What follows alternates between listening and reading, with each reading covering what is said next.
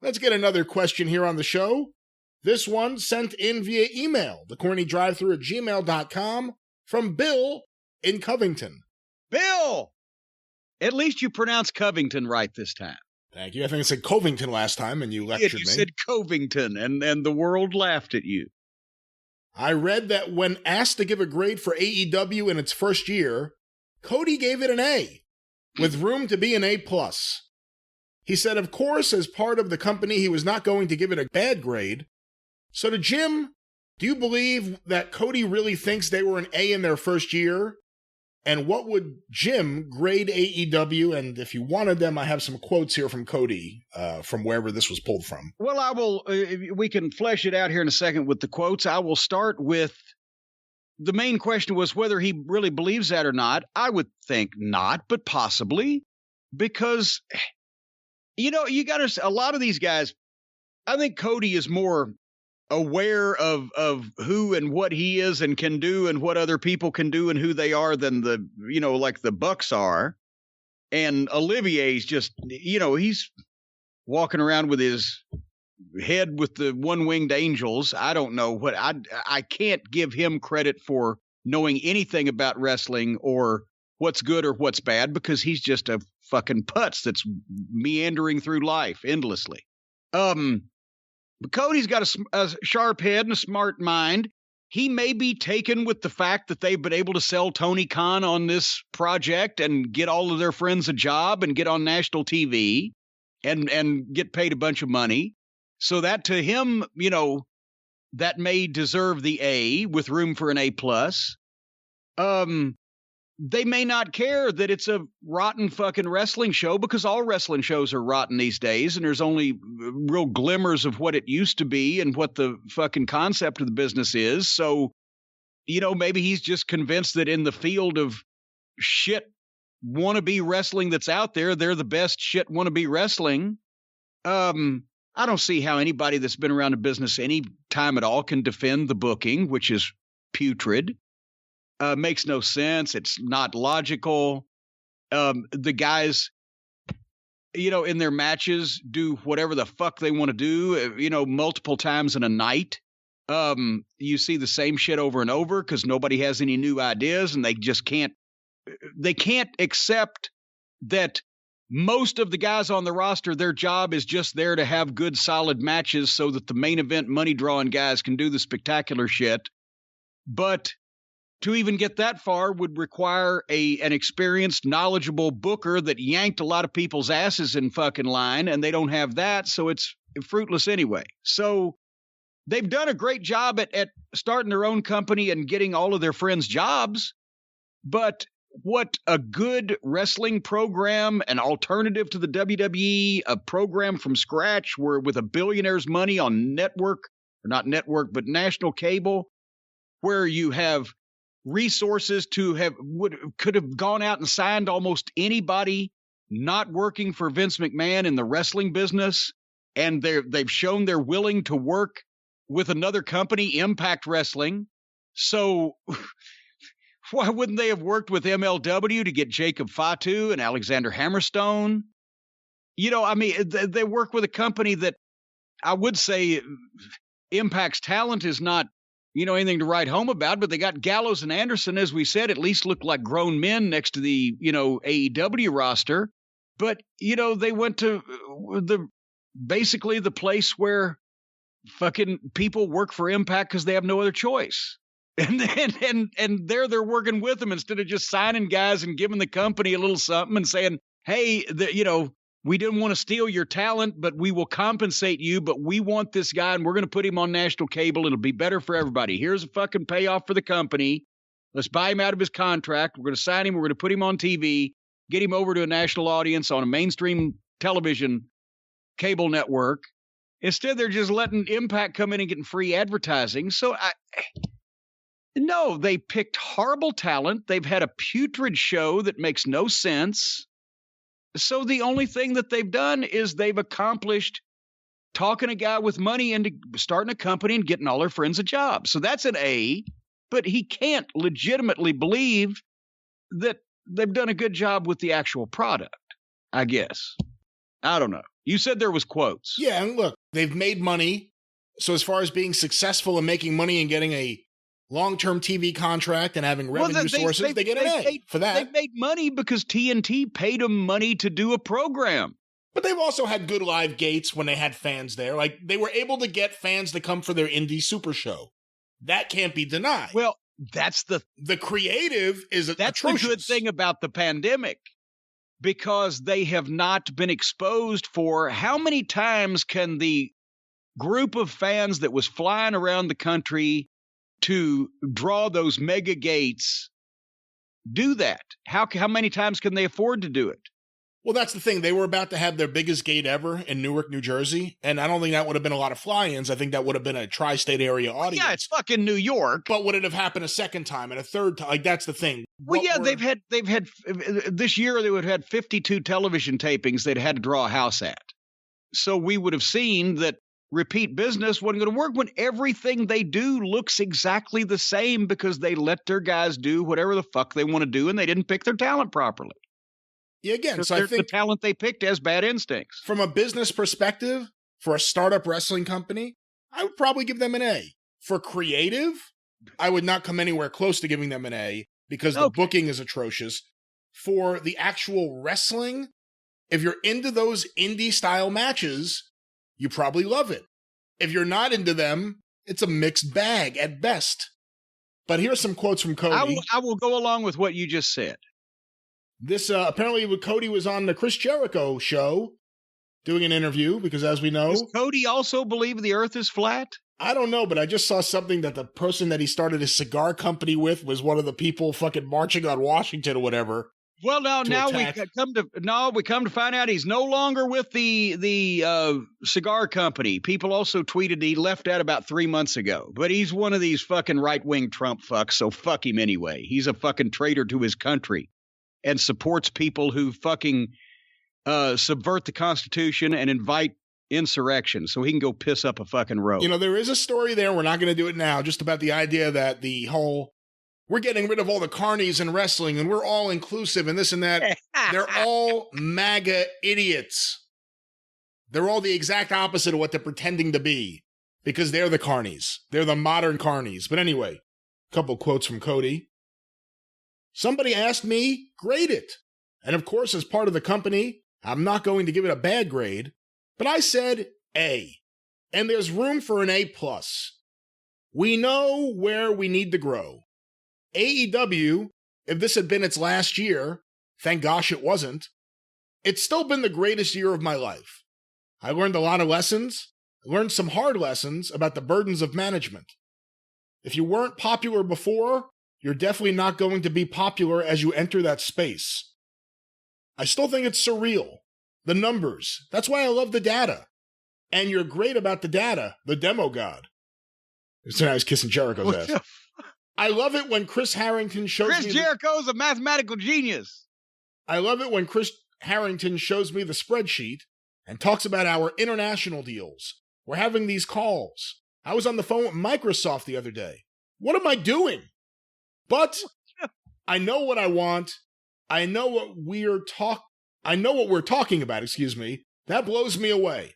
I told Tony Khan, do not give me this job unless you really want me to do the job, which would probably include pissing you off from time to time, which he's never been pissed at me, at least his version. Maybe he has. That's been the most exciting thing. The brain trust here amongst the talent, the EVPs, the management, the committee that exists that we don't talk about. The committee of thought, which is the Bucks and Kenny, you, being Chris Jericho, and Tony, is more than ever has in his mind. I'm not exactly sure what the hell this is trying to say. This sounds like when the closed captioning on the hotel TV couldn't decipher Dusty Rhodes' color commentary. Yeah. But I guess he's coming out and saying, yeah, you, Jericho, me, and the Bucks and Tony and Olivier think of this horse shit. That's the brain trust there. So he's kind of burying himself right there by because his shit ain't that bad, but everybody else's sucks swamp water. Well, here's an interesting quote here from Cody about how AEW can improve. To me, one of our biggest pros is also our biggest con. No pun intended. He tries so hard to sound smart. We have such freedom. Such freedom sometimes means there are things too similar on the same show. Well, this guy's asking me to join Team FTW. Well, this group, they're asking if he'll join in this. So that's one of the areas where the freedom is fun and pro. They're not worried about the traditional rules. It's punk rock. But also, you have to be disciplined so that it doesn't desensitize the show. By the way, Cody, don't talk about punk rock. You don't know anything about punk rock. This isn't punk rock. Let me just it's a bunch of punks, but ain't no rock. But so you know what? You can solve the problem that he just talked about in one television show. If the guys are doing the same kind of shit because they have too much freedom and they have the freedom to do their shit and all the shit is alike, shut that shit down, idiot. One guy that knows what he's talking about, that can do this fucking job and manipulate this fucking thing, should be formatting that show and telling everybody what to do. And he should have an assistant or two that are good at giving out his instructions and solving detail problems. And if anybody does shit that somebody else is doing in an important part of the show, whether it be moves or in promo verbiage or whatever the fuck, then those persons need to be called in the office and say, hey, pay attention to the rest of the program. Don't do shit that we're doing in other segments.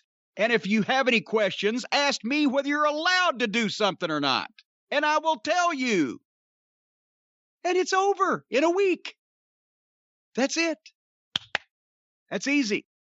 Next problem. Give me a hard problem. Nobody's telling these fucking guys what to do and what not to do, and that is the obvious problem because it's a goddamn shit show of chaos. Tumbleweeds blowing across the fucking screen in every direction. When you go to one of those puppet shows, Brian... For the record, I don't go to puppet shows. When you go to one of those puppet shows, do you go to see the puppets just lay there and say, well, those are some cute little puppets just laying there? Or do you go to see the puppets do something? The booker is the one that has the strings. And if you got good looking puppets and you fucking fiddle their strings good, then you get a nice show. But if you've got a fucking idiot holding the strings and you get a bunch of people smashing into each other, which is what they've got now, and without also anybody pulling the strings, you got a bunch of fucking puppets just laying there. You don't like puppet shows? I like the Muppets. I love the Muppets. Those are sock puppets. Those are hand puppets. It doesn't take any art or any talent. It takes more talent. It takes more talent to operate a Muppet correctly than to do a simple puppet show. That is factually incorrect. I must admit I am but a simple country lawyer, and I have never manipulated a Muppet correctly or incorrectly. However, I would think that it takes less dexterity to shove your hand up the ass or anal orifice or rear entrance of a hand puppet than it does to manipulate the strings on those old-fashioned marionette type puppets. No, because you see, the secret of the Muppets is the way they use their hand. You're supposed to use your thumb as the bottom jaw, as opposed to just moving your hand up and down. You're supposed to, when you do it correctly, make it look like the Muppet is actually speaking. If you watch Jim Henson work Kermit the Frog, it's pretty incredible what he's able to do. Frank Oz was maybe the greatest puppeteer of all time. If you watch what he's doing, that's the art. That's incredible. And that's what wrestling needs. AEW needs a Jim Henson who has creative people working for him and can say, nope, this is what we're going to do. Here's my reasoning for it. As opposed to just a bunch of master puppeteers coming up with their own decisions about what they're going to do and no one with a backbone to say, no, we're not doing this. I must admit that I've had a lot of success with just moving my hand up and down. Have you now? I have manipulated that way for many years. And I'll tell you what, you don't need a sock. You don't need any strings. The hand will do it. I'm not sure exactly where we're going, but sometimes the hand can get caught in a net of cobwebs, but luckily there's Manscaped.